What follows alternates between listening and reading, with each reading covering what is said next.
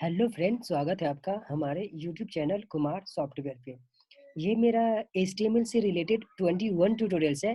इस ट्यूटोरियल्स में हम लोग फॉर्म टैग का सेकंड लेक्चर देखने वाले हैं। तो आइए हम देखते हैं कि फॉर्म टैग के सेकंड लेक्चर मीन्स इस लेक्चर में क्या क्या पढ़ने वाले हैं। तो मैंने आपको पिछले ट्यूटोरियल्स में यहाँ तक बताया था, टेक्स्ट, पासवर्ड और मेल ईमेल तक बता दिया था। इस ट्यूटोरियल में हम लोग आगे देखेंगे चेक बॉक्स, रेडियो और रीसेट देखने वाले हैं, ठीक है। और मैंने पिछले ट्यूटोरियल में सबमिट भी बता दिया था, ये सब का यूज़ क्या था ये सब मैंने एक्सप्लेन करके बताया था। तो चलिए मैं आगे बताता हूँ। और मैंने बताया था कि जब मैं प्रैक्टिकल करूँगा उसी टाइम में आपको मैं इसका एक्सप्लेन भी कर दूंगा, तो आप इसे केयरफुल पढ़ना। ये मेरा पिछले ट्यूटोरियल्स का प्रैक्टिकल है, जहाँ पर हमने यहाँ तक देखा था, तीन बटन हमने बनाए थे ये सब। अब यहाँ पर हमारा नेक्स्ट है चेक बॉक्स। तो चेक बॉक्स में क्या होता है कि मान लो कि जब आप कोई एप्लीकेशन बनाते हो, तो वहाँ पर कुछ आप अपना खुद का एक टर्म एंड कंडीशन डालना चाहते हो कि मेरा ये टर्म एंड कंडीशन एग्री करो तो ही आप आगे जा सकते हो, मतलब आप सबमिट फॉर्म को कर सकते हो। तो उस सिचुएशन में हम लोग क्या करते हैं, एक चेक बॉक्स बनाते हैं कि उस कोई पर्सन यूजर उस चेक बॉक्स को क्लिक किया, मतलब वहाँ पर हम लिखे हुए रहते हैं टर्म एंड कंडीशन। तो आइए इसको हम देखते हैं बनाते कैसे हैं। तो यहाँ पर आपको पता है इनपुट लिखना है पहले, क्योंकि हम लोग यूजर से इनपुट लेने वाले हैं। तो इनपुट ऐसा लिखा और यहाँ पर टाइप लिखना पड़ता है। तो आपका टाइप क्या है, हम लोग चेक बॉक्स भरने वाले हैं, तो यहाँ पर मैंने लिखा है चेक बॉक्स। तो जैसे आप चेक बॉक्स यूज करोगे, मैं आपको बताना चाहूंगा कि चेक बॉक्स और रेडियो में डिफरेंट क्या है। कि जब आप चेक बॉक्स यूज करोगे तो आपका ये स्क्वायर में दिखता है, आपका जो बटन बनता है वो स्क्वायर में बनेगा, जो बॉक्स होता है। तो देखो मैंने चेक बॉक्स लिखा, ये देखो स्क्वायर जैसे बन चुका है, ठीक है। अब यहाँ पर आप वैल्यू देना है, वैल्यू दे दो, क्योंकि आपको बताया था मैंने कि वैल्यू का यूज क्या है। आप वैल्यू से गेट करते हो उसका वैल्यू को, ठीक है। तो यहाँ पर मैंने वैल्यू समझो मैंने दे दिया, टर्म दे दिया। और यहाँ पर आप नेम देना है, नेम दे दो। नेम से हम इस नेम के थ्रू या फिर आईडी के थ्रू हम उस वैल्यू को गेट करते हैं, ठीक है। मतलब कौन सी वैल्यू को, इस वैल्यू को, इसके अंदर में जो भी वैल्यू उसको हम गेट करते हैं, ठीक है। तो यहाँ पर मैंने दे दिया, मान लो कि टर्म ही दे देता हूँ। और यहाँ पर आईडी में मैंने इक्वल टू टर्म ही दे दिया। तो यहाँ पर आपका ऑप्शनल है, नेम लो या फिर आईडी लो, दोनों में से कोई एक आप ले सकते हो। या फिर आपको दोनों लेना है, आप दोनों यूज कर सकते हो। ये दोनों का यूज है आपका इस वैल्यू को गेट करने के लिए। जो वैल्यू के अंदर में आप जो वैल्यू पास किए हो, मतलब ये जो आपका जो बॉक्स बनेगा, इसके बॉक्स में आप जो भी लिखोगे और सबमिट करोगे, तो ये वैल्यू किसके थ्रू गेट होता है, ये आपका नेम, इस नेम और ये आईडी के थ्रू गेट होता है। तो आप इस दोनों में से किसी एक का यूज करके गेट कर सकते हो। ये मैं बताऊंगा बाद में, क्योंकि ये बैकएंड का पार्ट है। हम लोग अभी HTML में डिजाइनिंग कर रहे हैं, ठीक है। अब यहाँ पर ये तो बन गया। अब यहाँ पर मैं कुछ लिख देता हूँ ताकि आपको समझ में आना चाहिए कि ये मैंने जो चेक बॉक्स बनाया किस लिए बनाया। तो यहाँ पर मैं लिख देता हूँ कि agree agree my term and condition. ये मैंने ऐसा लिख दिया, agree my term and condition, ठीक है। यहाँ पर आप स्पेस दे दो, अच्छा दिखेगा। और यहाँ भी मैं 2 स्पेस दे देता हूँ ताकि आपको अच्छा दिखे। जो रजिस्टर बटन है ये नीचे आ जाएगा आपका। यहाँ पर मैं 2 स्पेस दे देता हूँ, BR लगा दिया, एक और मैं BR लगा देता हूँ ताकि आपको अच्छा स्पेस मिल जाए। अब देखो ये मेरा नीचे आ चुका है, ये मेरा टर्म एंड ये चेक बॉक्स बन चुका है। अब जैसे इस पे क्लिक करूंगा और रजिस्टर पे जैसे क्लिक करूंगा तो मेरा इसके वैल्यू और ये सब का वैल्यू मुझे मिल जाएगा, ठीक है। अब हम लोग एक और बनाते हैं, रेडियो बटन बनाते हैं। तो रेडियो का क्या यूज है देख लेते हैं हम पहले। तो यहाँ पर फिर वैसे ही हम लोग हमें लिखना है इनपुट, इनपुट लिखनी है। अब फिर आपको टाइप देनी है, आप टाइप क्या यूज करना चाहते हो, तो मैं यहाँ पर रेडियो यूज करना चाहता हूँ। तो रेडियो में क्या होता है कि जब आप रेडियो यूज करोगे तो आपका स्क्वायर, देखो ये जो सर्कल जैसा, ये सर्कल जैसा बनता है। तो आपको ध्यान क्या देनी है कि चेक बॉक्स में स्क्वायर जैसा बनता है और रेडियो में आपका सर्कल बनता है, ठीक है। तो यहाँ पर रेडियो दे दिया। अब मैं यहाँ पे जेंडर के लिए रेडियो बनाने जा रहा हूँ, जेंडर के लिए। जैसे आप फेसबुक का जो अकाउंट क्रिएट करते हो, तो फेसबुक अकाउंट में ये रेडियो बटन होता है वहाँ पर। और वहाँ पर आपका लिखा हुआ रहता है कि आप मेल हो, फीमेल हो या फिर अदर हो, वहाँ पर आपको क्लिक करनी होती है। तो हम रेडियो में बनाते हैं। तो आइए यहाँ पर रेडियो के लिए मैं एक वैल्यू देता हूँ, ये वैल्यू मुझे गेट करनी होती है। मतलब इस वैल्यू के अंदर में जो लिखोगे वही आपका आउटपुट आएगा, ठीक है। तो मैंने यहाँ पर मेल के लिए अभी फिलहाल बना रहा हूँ, मेल लिख दिया। और यहाँ पर मैं नेम लिख रहा हूँ क्योंकि इस नेम के थ्रू मुझे गेट करनी है। तो नेम में मैंने जेंडर लिख दिया, ठीक है। और आईडी आपको लेना है, लो नहीं लेना मत लो, क्योंकि आप नेम से भी कर सकते हो और आईडी से भी कर सकते हो, तो दोनों में से कोई एक से भी कर सकते हो। मैं दोनों लिख देता हूँ ताकि आपको जिससे करनी है कर सकते हो। मैंने यहाँ आईडी लिया। ये अभी आईडी और नेम नहीं समझ में आएगा, मैं जब लास्ट में सबमिट पे क्लिक करूँगा तो दूसरे पेज में जो मेरा कोड होता है, वो ये जो नेम होता है यही सेम लिखना पड़ता है, तो ही आप इस वैल्यू को गेट कर सकते हो। मतलब नेम और आईडी के थ्रू वैल्यू को गेट करते हैं। यहाँ मैं आईडी भी जेंडर ही ले लेता हूँ। यहाँ पर ये जो ईमेल है, ईमेल के यहाँ पर मैं क्या करता हूँ कि अब देखो यहाँ पर मैं इसका नेम दे देता हूँ। ये जो रेडियो है ना, यहाँ पर नेम दे देता हूँ। ये मेरा किसके लिए था? मेल के लिए। तो सबसे पहले क्या करता हूँ कि आपको जेंडर यहाँ लिख देता हूँ, जेंडर, और यहाँ पर ऐसा करके मैं ब्रेक लगाता हूँ। ब्रेक लगाने से क्या होगा, ये मेरा लाइन नीचे आ जाएगा। देखो मेरा नीचे आ गया, ठीक है।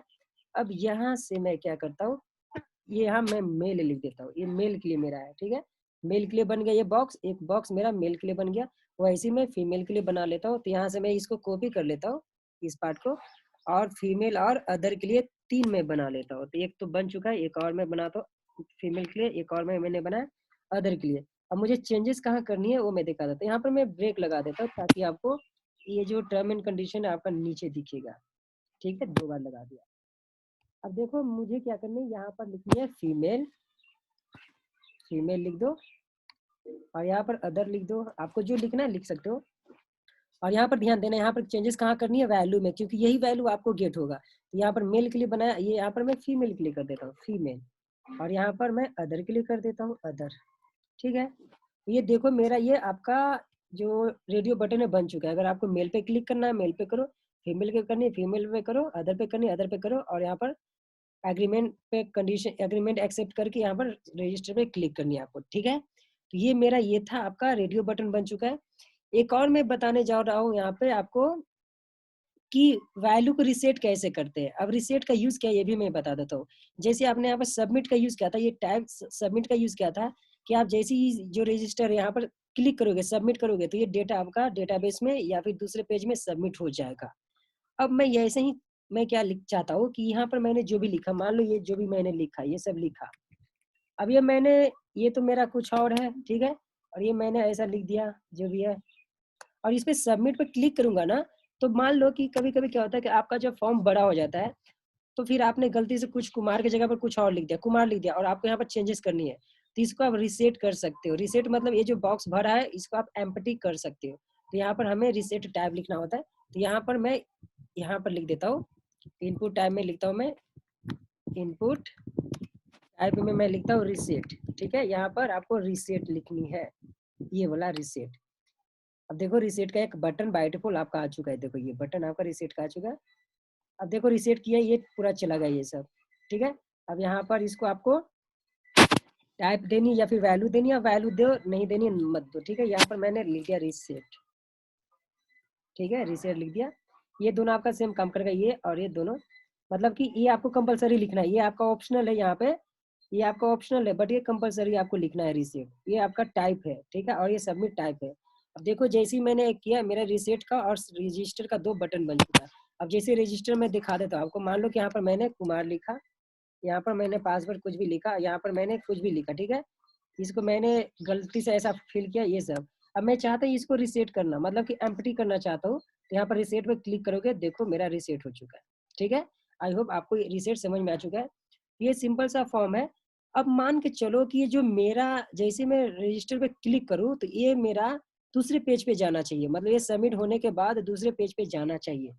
एक बात मैं आपको बताना चाहूंगा कि ये जो आपने ईमेल यहाँ पर लिखा, ये आपका बाय डिफॉल्ट जैसे आपने यहाँ पर ईमेल लिखा, ये आपका वैलिडेशन प्रोवाइड करता है। आप यहाँ पर टेक्स्ट भी लिख सकते हो, लेकिन मैंने ईमेल लिखा तो ये मेरा वैलिडेशन प्रोवाइड हो रहा है। जैसे देखो मान के चलो कि मैंने यहाँ पर मैंने नेम कुछ लिख दिया, पासवर्ड मैंने कुछ और लिख दिया, और ईमेल में मैंने ऐसा कुछ भी लिखता हूँ, तो यहाँ पर मैं रजिस्टर करता हूँ तो मेरा मैसेज आना चाहिए। देखो मेरा मैसेज आ रहा है, please include @ in the email address. समझ में आ रही है? मतलब ये बाय डिफॉल्ट वैलिडेशन है। वो क्यों आ रहा है? क्योंकि मैंने यहाँ पर जो है ईमेल लिखा है, तो ये HTML का ईमेल जो है ये टाइप में ये वैलिडेशन प्रोवाइड करता है। आप यहाँ अगर टेक्स्ट लिखोगे तो इसके अंदर में कुछ भी पास करो या ना करो फिर भी आपका सबमिट हो जाएगा, तो ये आपका गुड नहीं होता है, ठीक है। इसको रिसेट कर देता हूँ। तो आई होप कि आपको अभी तक ये समझ में आ चुका होगा। अभी मैं आपको बताने जा रहा हूँ कि जैसे मैं रजिस्टर पर क्लिक करूँ तो मेरा एक दूसरा फॉर्म पे आउटपुट जानी चाहिए या फिर दूसरा फॉर्म आनी चाहिए। तो यहाँ पर ध्यान देना, ये जो फॉर्म है ये आपको जो फॉर्म टैग दिख रहा है, इस फॉर्म टैग का एक प्रॉपर्टी होता है, उस प्रॉपर्टी का नेम है एक्शन। एक्शन के अंदर में हम वही चीज लिखते हैं जो जिस पेज पे मुझे ये आउटपुट भेजनी है। या मतलब जैसे मैं इस रजिस्टर पे क्लिक करूँ तो मेरा दूसरा पेज ओपन होना चाहिए, तो मुझे उस पेज पे जाने के लिए, इस पेज से दूसरे पेज पे जाने के लिए मुझे यहाँ पर उस पेज का नेम लिखना होता है, ठीक है? तो एक्शन में मुझे नेम लिखना होता है।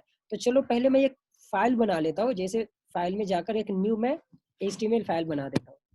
इसका मैं नेम दे देता हूँ, इसका मान लो डेमो 3 दे दिया, .html, क्योंकि आपको पता है HTML लास्ट में देना एक्सटेंशन। डॉट डेमो डॉट, देखो मैंने डेमो डॉट HTML दिया, डेमो3.html, यही सेम लिखना है आपको एक्शन में। अब इसको मैं डेस्कटॉप पे सेव किया। अब देखो इसके अंदर में मैं कुछ कोड लिख देता हूँ और यहाँ पर बॉडी में ना मैं कुछ प्रिंट कर देता हूँ, H1 के अंदर में मैं कुछ प्रिंट कर देता हूँ ताकि आपको समझ में आना चाहिए कि हम लोग इस पेज में आ चुके हैं। तो यहाँ पर मैं लिख देता हूँ वेलकम टू माय वेबसाइट, ठीक है? या फिर लॉगिन पेज या लॉगिन पेज। अब यही चीज आपको दिखेगा वहाँ पे। अब यहाँ पर मैं क्या करता हूँ, इस पेज में आ जाओ इसमें। अब यहाँ पर एक्शन में वही पेज का नेम देनी है, तो ये मेरा पेज का नेम था, ये डेमो3.html था। अब इसको सेव करता हूँ। अब आपको मैं दिखाता हूँ, देखो जैसे मैंने यहाँ पर नेम फिल किया, कुमार फिल किया, यहाँ पर मैं कुछ पासवर्ड दे देता हूँ ऐसा, ईमेल आईडी मैंने दिया @gmail.com, ठीक है? अब यहाँ पर मैं जनरल लेता हूँ और यहाँ पर देखो टर्म एंड कंडीशन पर सिलेक्ट करके रजिस्टर करता हूँ। जैसे ही मैं रजिस्टर पे क्लिक करूँगा मेरा उस फॉर्म पे चला जाएगा। देखो मेरा आ चुका है welcome to my website login page, मतलब जो दूसरा मेरा पेज था उस पे चला गया। तो आपको ये समझ में आ चुका होगा कि जो फॉर्म का जो प्रॉपर्टी एक्शन, एक्शन के अंदर में हम वही चीज लिखते हैं जिस पेज पे मुझे जाना होता है, ठीक है? तो आई होप कि अभी तक मैंने आपको जो भी बताया वो आपको समझ में आ चुका होगा। अब हम लोग पिछले नेक्स्ट ट्यूटोरियल में जो बचा हुआ है वो हम लोग नेक्स्ट ट्यूटोरियल में देखने वाले हैं। तो इस ट्यूटोरियल में मैंने यहाँ तक बता दिया आपको, text, password, email, checkbox, radio, reset भी मैंने बता दिया, सबमिट बता दिया। अब आगे हम लोग देखने वाले हैं, ये जो भी है अभी आपको बहुत देखनी है, वन बाय वन देखते जाओ आप लोग। ये सब बहुत इंपॉर्टेंट है। जैसे देखो ये आपका सर्च इंपॉर्टेंट है, जब आप कोई एप्लीकेशन बनाते हो तो वहाँ पर ऑटोमेटिकली सर्च का बॉक्स आनी चाहिए, उस पर हम सर्च कर सकते हैं। ये सब हम लोग को देखनी है। आई होप अभी तक जो भी मैंने बताया आपको समझ में आ चुका होगा। अगर जिनको ये कोड लिखनी है आप यहाँ से कोड लिख लो। आज इस लेक्चर में इतना ही। Bye bye, thank you.